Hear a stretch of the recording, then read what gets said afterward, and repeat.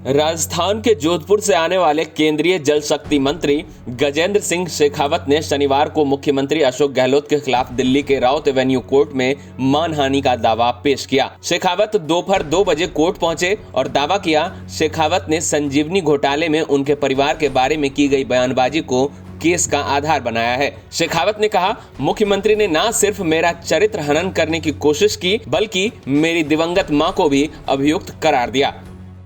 अब तो पराकाष्ठा इस स्तर तक पहुंच चुकी है कि उन्होंने जोधपुर में अभी हाल ही में 19 फरवरी को मीडिया से चर्चा करते हुए मुझे अभियुक्त करार दिया है।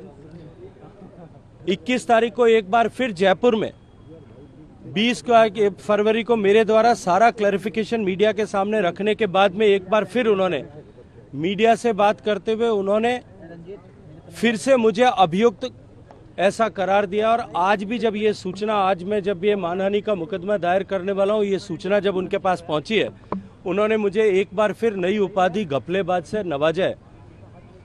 मैं इससे व्यथित होकर के कि निरंतर जिस तरह से उन्होंने मेरे चरित्र हनन का प्रयास किया, मैं शायद बर्दाश्त कर सकता था, लेकिन मेरी दिवंगत माताजी को भी उन्होंने अभियुक्त कह करके ऐसा सरेआम उनका अपमान उनके देवलोक गमन होने के बाद में करने की चेष्टा की है।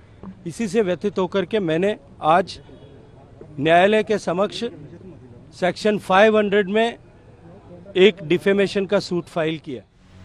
केंद्रीय जल शक्ति मंत्री गजेंद्र सिंह शेखावत के मानहानि का केस दर्ज करने पर सीएम अशोक गहलोत ने इस मामले में पलटवार किया है। उन्होंने कहा कि मानहानि का केस करें, हम तो स्वागत करेंगे, क्योंकि इसी बहाने ये केस आगे बढ़ेगा। भला होगा उन गरीबों का जो चर्चा में नहीं है। लोगों का पैसा डूब गया है, इससे ये राष्ट्रीय मुद्दा बनेगा।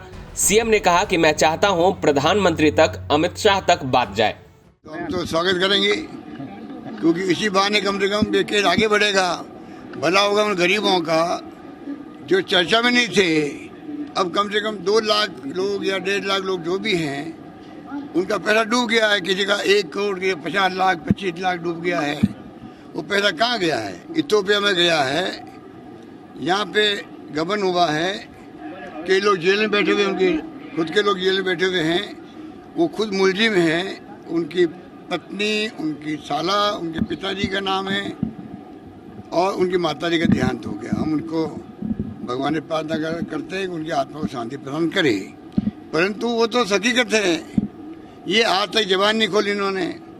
आज ये केंद्रीय मंत्री बने हैं, इनको शर्म आनी चाहिए थी कि मैं मंत्री बनने के बाद में मेरी जिम्मेदारी बढ़ जाती है तो मैं आगे बढ़ करके सबको बुलाऊं, बातचीत करूं।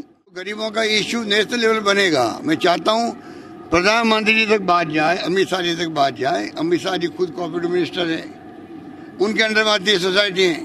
ये मल्टी स्टेट कोऑपरेटिव सोसाइटी है। ये वो हिंदुस्तान में ईडी वाले छापे डाल रहे हैं। छापे के केस के लिए तो ये परफेक्ट केस है। मुझे अफसोस इस बात का है कि प्रधानमंत्री या गृह मंत्री की नॉलेज में नहीं आया। क्या इतना बड़ा घपला? गहलोत ने आगे कहा कि ऐसे घपलेबाज को कैसे रखते हो आप अपने केंद्रीय मंत्रिमंडल में? ये बहुत बड़ा सवाल है। आज ये केंद्रीय मंत्री बने हैं, इनको शर्म आनी चाहिए थी कि मंत्री बनने के बाद जिम्मेदारी बढ़ जाती है कि मैं आगे बढ़कर सबको बुलाऊं और बातचीत करूं। संजीवनी के जो लोग जेलों में बैठे हुए हैं, उनकी प्रॉपर्टी ईडी ही जब्त कर सकती है, उसे एसओजी ही कर सकती है। ब्यूरो रिपोर्ट, राजस्थान तक।